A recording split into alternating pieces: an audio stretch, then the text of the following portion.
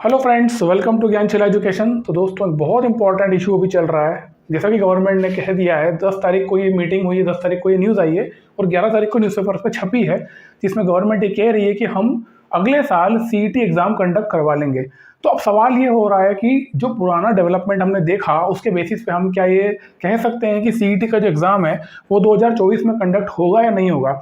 मैं आपको इस वीडियो में प्रूफ दे दूंगा कि सीईटी का एग्जाम कंडक्ट नहीं होगा अगले साल। ठीक है, ये मैं प्रूफ कर दूंगा। आप थोड़ी देर रुक जाओ और देख लो, आपको समझ में आ जाएगा कि एक्चुअली कहानी क्या है ना। अब देखो, सबसे पहली बात तो ये चीज़ आई कहाँ से। सरकार ने 2020 में, साल 2020 में सरकार ने ये कहा कि बहुत सारी अलग अलग ऐसी एग्जाम्स होती है, जैसे इसमें न्यूज़ में भी लिखा है कि लगभग 50 से ज़्यादा केंद्र सरकार परीक्षाएं करवाती, जिसमें 1.25 लाख से ज़्यादा वैकेंसीज भरती हैं। तो होता क्या है ना, ये 50 से ज़्यादा एग्जाम्स या बहुत सारी एग्जाम्स ऐसी होती है जिसके लिए एजुकेशन क्वालिफिकेशन एक जैसा होता है, एलिजिबिलिटी क्राइटेरिया एक जैसा होता है। तो एक जैसा एलिजिबिलिटी क्राइटेरिया है तो अलग अलग एग्जाम क्यों लेना। तो सरकार ने कहा कि भाई सबको मर्ज करके एक कॉमन एग्जाम करवा लेते हैं, जिसको हम कहेंगे सीईटी, कॉमन एलिजिबिलिटी टेस्ट। ठीक है, अब सीईटी में ऐसा नहीं होगा कि पूरी एग्जाम ही कॉमन होने वाली है। हर एग्जाम के अलग अलग फेजेस होते हैं, प्रीलिम्स, मेंस, इंटरव्यू या प्रीलिम्स, मेंस, डिस्क्रिप्टिव। जो प्रीलिम्स वाला एग्जाम है हर किसी का, जैसे कि आईबीपीएस का प्रीलिम्स होता है, एसएससी का टियर 1 होता है, इनको मर्ज करेंगे। मतलब हर एग्जाम का जो प्रीलिम्स है वो सीईटी करवाएगा, बाकी जो मेंस एग्जाम है वो खुद ही अपने अपनी स्तर पे होने वाले हैं। अब हो क्या रहा है, 2020 में ये बात गवर्नमेंट की तरफ से आई है। उन्होंने कहा कि हम तैयार हो गए, हम तैयार कर रहे हैं, 2021 से हम सीईटी एग्जाम कंडक्ट करवाएंगे। 2021 आया, चला गया, सीईटी एग्जाम नहीं हुआ। फिर 2021 के अंत में फिर से बोला कि 2022 में करा लेंगे। 22 भी आया और चला गया, एग्जाम नहीं हुआ। 22 में भी ये बोला फिर वापस से। सितंबर 2022 की लास्ट न्यूज़ है, जिसमें गवर्नमेंट ने कहा था कि हम 2023 में एग्जाम कंडक्ट करवा लेंगे। 2022 भी आके चला गया, 2023 है जो अंत में है, फिर से यही हुआ कि एग्जाम नहीं हो रही है। और अभी सितंबर चल रहा है। हर साल सितंबर में न्यूज़ आती है कि सीईटी अगले साल कंडक्ट होगा, लेकिन होता कुछ और ही है। इस बार जो न्यूज़ आई उसमें भी यही कुछ कहा गया है, कुछ बात कही गई है कि जो स्टैंडिंग कमेटी बनाई थी ये देखने के लिए, एनालिसिस करने के लिए कि कैसे एग्जाम कंडक्ट करवानी है, तो उस कमेटी ने ये कहा है कि नेक्स्ट ईयर तक एग्जाम कंडक्ट करवा सकते हैं। सबसे बड़ी बात ये है कि जो सीईटी एग्जाम है 3 लेवल में होगी। ये होगी 10th में, 10th लेवल के लिए अलग होगी, 12th लेवल के लिए अलग होगी, और ग्रेजुएशन वालों के लिए, है ना, जो कि स्नातक हैं, उनके लिए एग्जाम अलग होगी। तो कमेटी ये कह रही है कि भैया एक काम करेंगे, हम ग्रेजुएशन लेवल की एग्जाम ही केवल कंडक्ट करवाएंगे 2024 में, और 10th और 12th लेवल की एग्जाम कंडक्ट नहीं करवा सकते। सबसे पहली बात तो ये कि हम ये कैसे मान लें कि अगले साल एग्जाम कंडक्ट होगी, या इससे एक कदम आगे बढ़ कर मैं ये कहूँ कि हम ये कैसे एनालिसिस कर सकते हैं कि अगले साल एग्जाम कंडक्ट होगी ही नहीं। देखो, सबसे बड़ी बात यह है, इसी न्यूज़ में ये कह रहे हैं 117 जिलों में 1000 से अधिक परीक्षा केंद्रों में एग्जाम होगी, है ना। अब एक्चुअल में जो इसका ड्राफ्ट आया था, पहली बार जो सीईटी का ड्राफ्ट आया था, जो कि पार्लियामेंट में फाइनेंस मिनिस्टर ने भी इसको पेश किया था बजट के टाइम पे, 2022 के बजट में, तो उसमें कहा गया था कि 1000 एग्जाम सेंटर्स होंगे। और ये एग्जाम सेंटर कौन से होंगे? District level exam centre. ठीक है, डिस्ट्रिक्ट लेवल का मतलब क्या हुआ? भारत के अंदर 766 जिले हैं। कितने जिले हैं टोटल? 766 जिले। गांव की बात नहीं कर रहा हूँ, गांव तो लाखों में, 766 तो केवल जिले हैं। तो सरकार ने ये कहा कि बच्चा जो है वो एग्जाम की तैयारी करता है, लेकिन क्योंकि बहुत दूर सेंटर आता है उसका, तो उसको खर्च होता है, पैसा खर्च होता है, समय चला जाता है, काफ़ी इश्यूज फेस करने पड़ते हैं, ट्रांसपोर्टेशन प्रॉब्लम आती है। तो हम क्या करेंगे, हम डिस्ट्रिक्ट लेवल सेंटर खोलेंगे, 1000 से ज़्यादा सेंटर खोलेंगे, मतलब 766 जिलों में 1000 सेंटर, मतलब हर जिले में मिनिमम एक सेंटर होने वाला है। ठीक है, अब यहाँ पर देखो क्या बोल रहे हैं, यहाँ पर बोल रहे हैं 117 जिलों में 1000 से अधिक सेंटर्स खोलेंगे। मतलब बात करी क्या थी? डिस्ट्रिक्ट लेवल, मतलब कि 766, और कर क्या रहे हैं 117 जिलों में। मतलब क्या हुआ, ये 649 जिले भारत के आज भी ऐसे ही रहने वाले हैं जहाँ पर सेंटर होगा ही नहीं। तो मतलब ये कि बहुत बड़ी संख्या में बच्चे जो एग्जाम की तैयारी करेंगे और वो सीईटी का प्रीलिम्स देने जाएंगे, वो अपने शहर से बहुत दूर ट्रैवल करके जाने वाले हैं, क्योंकि उनके जिले में तो एग्जाम होने ही वाली है। खुद ये न्यूज़ में बता रहे हैं, है ना। न्यूज़ में क्या आ रहा है, इसमें ये लिखा हुआ है 117 जिले में आपकी एग्जाम होने वाली है। तो ये एक बहुत बड़ा इशू होने वाला है, क्योंकि गवर्नमेंट ऐसा लगता है कि तैयार है ही नहीं। ठीक है, दूसरी चीज़ ये दोस्तों कि कोई भी एग्जाम कंडक्ट कराने के पहले आपको बहुत पहले, मतलब कुछ उसका खाका तैयार होना चाहिए। सबसे इंपॉर्टेंट है उसका सिलेबस। एग्जाम का सिलेबस, अब भैया पैटर्न क्या होगा, सिलेबस क्या होगा, सब्जेक्ट कौन कौन से पूछोगे, क्या पूछोगे क्या नहीं पूछोगे, क्योंकि रेलवेज में अलग पैटर्न है, बैंकिंग का अलग पैटर्न है और एसएससी का अलग पैटर्न है। अभी जो एग्जाम होने वाला है वो तीनों का मर्ज करके होगा, लेकिन एक कॉमन एग्जाम ऐसा तैयार करना जो कि इन तीनों को सेटिस्फाई कर दे, उसके लिए आपको एक प्रॉपर सिलेबस तैयार करना पड़ेगा। उसके साथ में आपके पास में एक मॉडल क्वेश्चन पेपर होना चाहिए, ताकि ये अनुमान लगाया जा सके कि इस प्रकार का क्वेश्चन पेपर आएगा।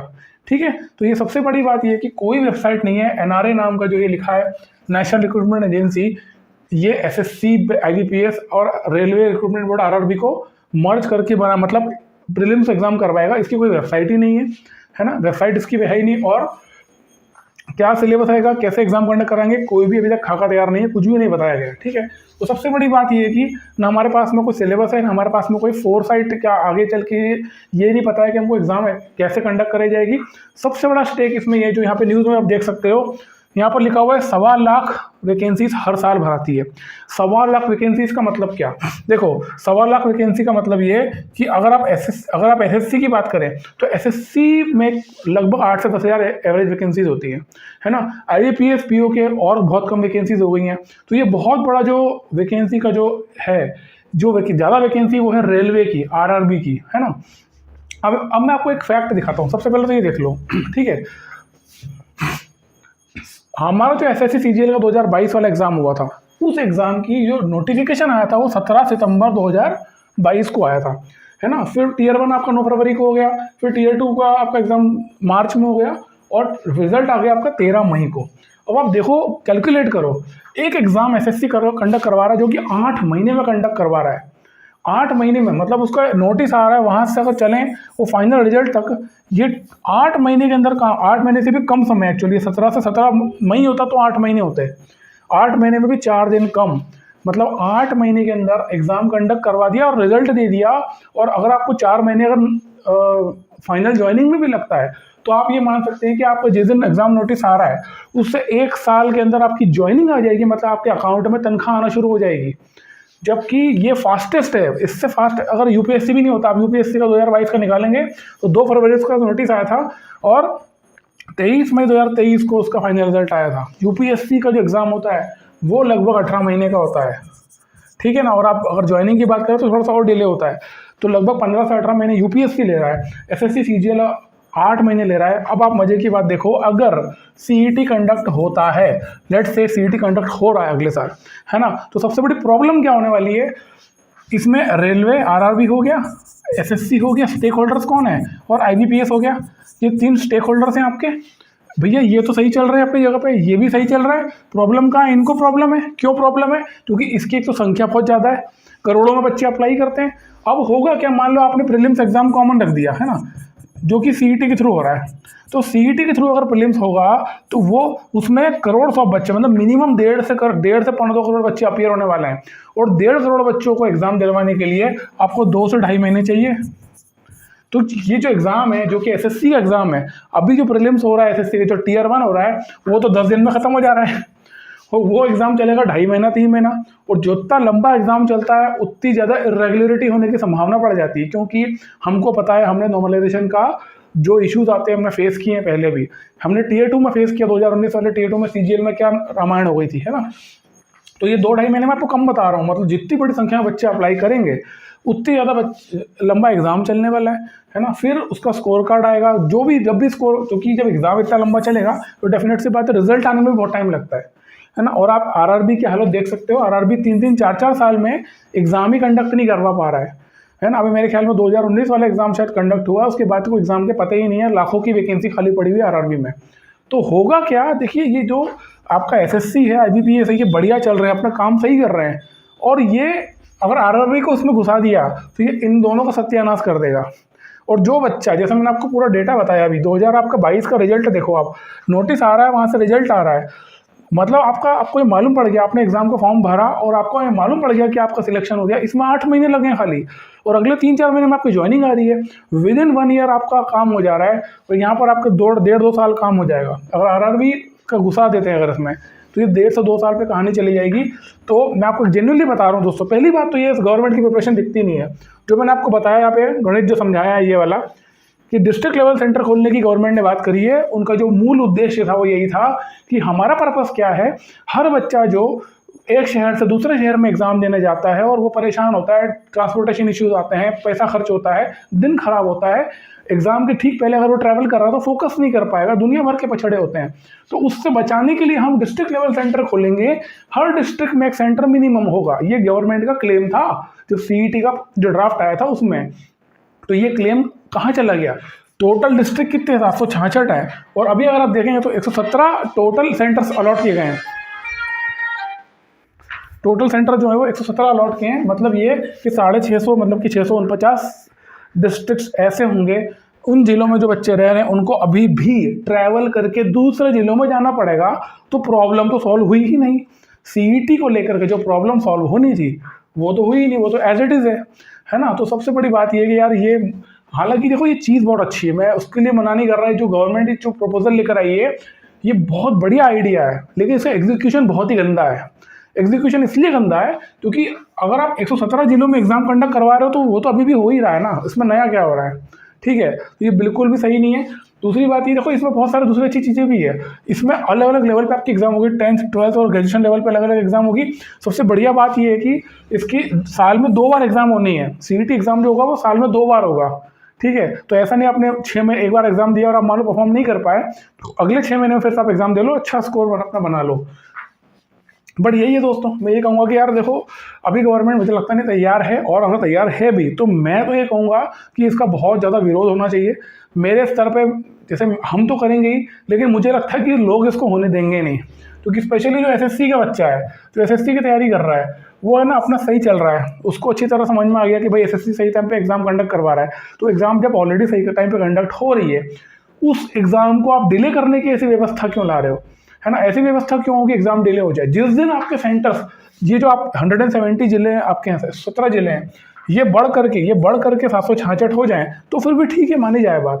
क्योंकि जितने, देखो सिंपल सी बात है, जितने ज़्यादा सेंटर्स होंगे उतनी जल्दी एग्जाम खत्म होगा, है ना। जो टियर 1 का एग्जाम जो है वो लंबा नहीं चलना चाहिए, वो मैक्सिमम 1 महीने में खत्म हो जाना चाहिए। क्योंकि अगर आप 2 ढाई महीना 3 महीना अगर प्रीलिम्स ही चल रहा है तो उसका रिजल्ट कब आएगा, और रिजल्ट जब आएगा फिर टियर 2 कब होगा, और जब एक ही एग्जाम आपको 3 महीने चल रहा है, फिर आप 10th के लेवल तक कब करवाओगे और 12th लेवल तक कब करवाओगे? तो ये मुझे प्रैक्टिकली फिजिबल नहीं लग रहा है। और मुझे लगता है कि सरकार भी कहीं ना कहीं, एक होता है कि एक काम मिला हुआ है हर साल, तो हर साल सितंबर अक्टूबर में एक शिगुफा छोड़ दिया जाए कि चलो ठीक है हम एग्जाम कंडक्ट करवा रहे हैं, सीईटी हो जाएगा। ठीक है, हम आइडिया बहुत अच्छा है, बहुत ही बढ़िया है, no doubt about it, but execution बहुत ही ख़राब है। ये बिल्कुल भी मान्य नहीं है, इसका कोई मतलब ही नहीं है इस प्रकार से एग्जाम कंडक्ट कराने का। और जहाँ पर आप देख सकते हो कि आईबीपीएस अपना बढ़िया काम कर रहा है, एसएससी अपना बढ़िया काम कर रहा है, तो ज़बरदस्ती इसको बीच में घुसा। आप वैसे भी एग्जाम तो ले नहीं रहे हो, आरआरबी एग्जाम तो आपने बंद ही कर रखा है ना, तो उसको घुसा करके क्यों कबाड़ा करना पूरी बाकी की प्रोसेस का, है ना। इवन ज़्यादा बेहतर है कि जो चल रहा हो चलने दिया जाए। और मेरा भी यही मानना है कि जो एग्जिस्टिंग सिस्टम है वही रहे। और जैसा मैं आपको बता रहा हूँ 99% चांसेस हैं कि सीईटी नहीं होगा। ठीक है, तो अब ये मान के चलो, आप प्रिपरेशन अपनी करते रहो। अगर मान लो गवर्नमेंट इन सब चीज़ों को दरकिनार कर भी दे, जैसे मैंने आपको बताया अभी, ये जो 170 जिले, जबकि टोटल 766 डिस्ट्रिक्ट्स हैं, और 117 जिलों में एग्जाम कंडक्ट करवा रहा है, तो बाकी के 600-650 जिलों में जो रहने वाले बच्चे हैं उनको ट्रैवल करना पड़ेगा। इसको गवर्नमेंट इग्नोर करके एग्जाम करवा भी देगी तो भी मुझे लगता है कि देश भर में इसका बहुत ज़्यादा विरोध होने वाला है। जो बच्चे एसएससी और आईबीपीएस में जुड़े हुए हैं, बैंकिंग में जुड़े हुए हैं, वो इसका विरोध करेंगे ही करेंगे, क्योंकि वो क्यों फंसेंगे ना भाई। आप अच्छे बच्चे हो, पढ़ने वाले बच्चे हो, आपकी एग्जाम हो रही है, आप 8 महीने एग्जाम का फॉर्म भर रहे हो और उसकी 1 साल में आपकी ज्वाइनिंग आ रही है, सीईटी आ जाएगा, वही ज्वाइनिंग आपकी 2 साल में आएगी, तो आप 1 साल का अपनी सैलरी का नुकसान क्यों करोगे? सीधी सी बात है ना।